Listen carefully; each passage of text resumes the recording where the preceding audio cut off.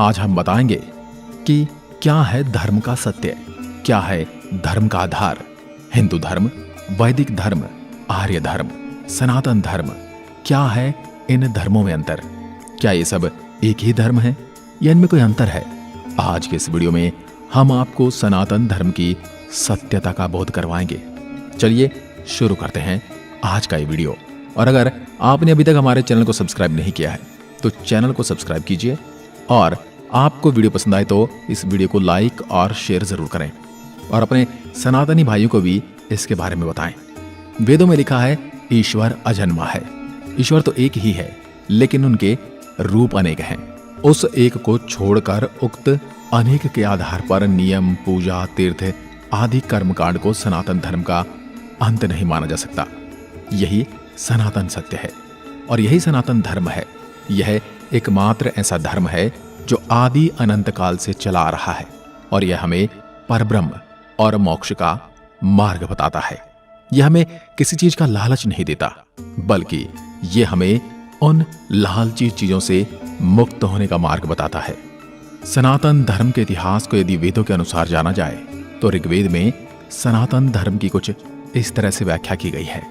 सत्यम शिवम सुंदरम, जिसका पूरा अर्थ है यह पथ सनातन है। समस्त देवता मनुष्य इसी मार्ग से पैदा हुए हैं तथा प्रगति की है। हे मनुष्य, आप अपने उत्पन्न होने के आधार रूपा अपनी माता को विनिष्ट न करें। वेदों के अनुसार सत्य सनातन है। ईश्वर ही सत्य है, आत्मा ही सत्य है, मोक्ष ही सत्य है और इस सत्य के मार्ग को बताने वाला धर्म ही सनातन धर्म भी सत्य है। सनातन मतलब जो शाश्वत है, सदा के लिए सत्य है। जिन बातों का शाश्वत महत्व है वही सनातन कहा गया है।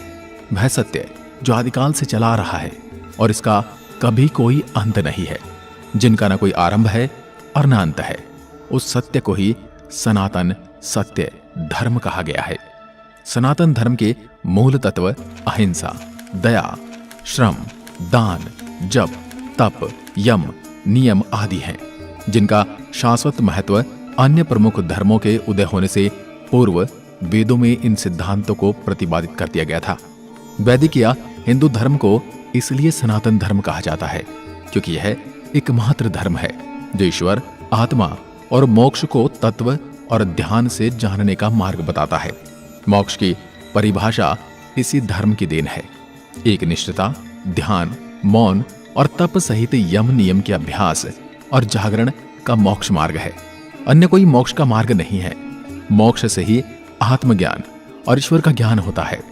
ऋग्वेद के अनुसार यही सनातन धर्म का सत्य है। सनातन धर्म के इतिहास में 108 उपनिषद हैं। इनमें से एक बृहदारण्यक उपनिषद की हम बात करते हैं। इसमें लिखा है अस्तो माह सद्गमय, तमसो माह ज्योतिर्गमय, मृत्योर्मा अमृतम गमय।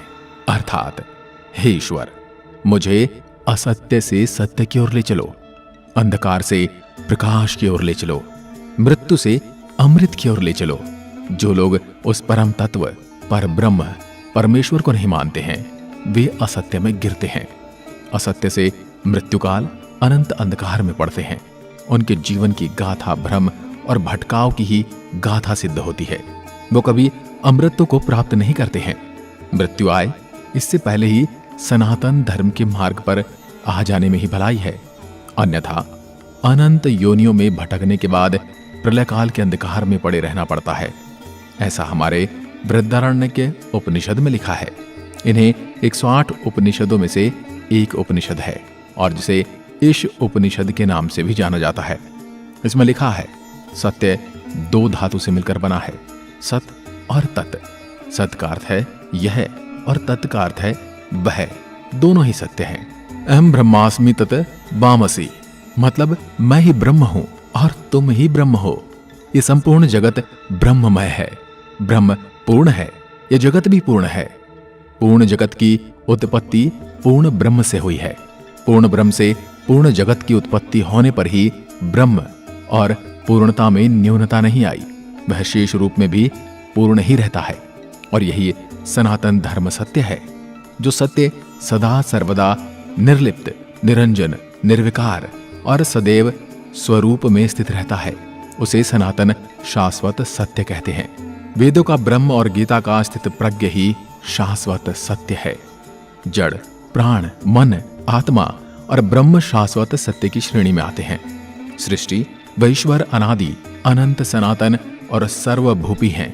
दोस्तों, आपको हमने बताया कि सनातन धर्म का अर्थ है शाश्वत या सत्य। जो सत्य है वही सनातन है और इसी को सनातन धर्म कहते हैं। तो अगर हम बात करें सनातन धर्म से जुड़े जड़ तत्व की, तो वो ये है आकाश, वायु, जल, पृथ्वी और अग्नि, जिन्हें हम देख सकते हैं, जिन्हें हम आभास या महसूस कर सकते हैं और जिनको अभिभूत कर सकते हैं। तो यही शाश्वत सत्य की श्रेणी में भी आते हैं। यह अपना रूप बदल सकते हैं लेकिन समाप्त नहीं होते। प्राण की भी अपनी अवस्थाएं हैं। प्राण, अपान, समान और यम। ज्ञानी लोग ब्रह्म को निपुण और सगुण कहते हैं। उक्त सारे भेद तब तक विद्यमान रहते हैं जब तक कि आत्मा मोक्ष प्राप्त न कर ले। यही सनातन धर्म का सत्य है। अभी तक आपने जाना कि सनातन धर्म क्या है और इसकी उत्पत्ति कहां से हुई और इसके साक्ष्य और प्रमाण हमारे पास क्या हैं। लेकिन हम बात करते हैं हिंदुत्व, आर्यव्रत और वैदिक। इनके नाम क्यों और कैसे रखे गए, इनका इतिहास क्या है, या ये कहें कि इनका रहस्य क्या है। हम अगर बात करें हिंदुत्व धर्म की, तो ईरानी अर्थात पारसी देश के पारसियों की धर्म पुस्तक अवस्था में हिंदू और आर्य शब्द का उल्लेख मिलता है। दूसरी ओर अन्य इतिहासकार मानते हैं कि चीनी यात्री ह्वेनसांग के समय में हिंदू शब्द की उत्पत्ति इंदु से हुई है। इंदु शब्द चंद्रमा का पर्यायवाची शब्द है। भारतीय ज्योतिषीय गणना का आधार चंद्रमास ही है। चाइना के लोग भारतीय को इंतु हिंदू कहने लगे। कुछ विद्वान कहते हैं कि हिमालय से हिंदू शब्द की उत्पत्ति हुई। हिंदू कुछ पर्वत के नाम से ही हमारे धर्म का नाम हिंदू पड़ा। और वहीं दूसरी ओर अगर हम बात करें कि आर्यव्रत क्या है, आर्य धर्म क्या है, और आर्य समाज के लोग इसे आर्य धर्म कहते हैं। किसी जाति या धर्म का नाम न होते हुए इसका अर्थ श्रेष्ठ माना गया है, अर्थात जो मन, वचन और कर्म से श्रेष्ठ है वही आर्य है। बौद्ध धर्म के 4 आर्य सत्य का अर्थ ही 4 श्रेष्ठ सत्य होता है। बुद्ध कहते हैं कि उक्त शेष व शाश्वत सत्य को जानकर ही अस्तांगिक मार्ग पर चलना एस धर्मो सनातनो, अर्थात यही सनातन धर्म कहलाता है। इस प्रकार आर्य धर्म का अर्थ शेष क्षमा होता है।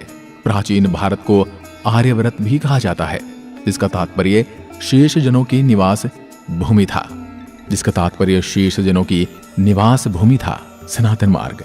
दोस्तों, जब विज्ञान प्रतीक वस्तु, विचार और तत्व का मूल्यांकन करते हैं, तब इस प्रक्रिया में धर्म के अनेक विश्वास और सिद्धांत धराशाही हो जाते हैं।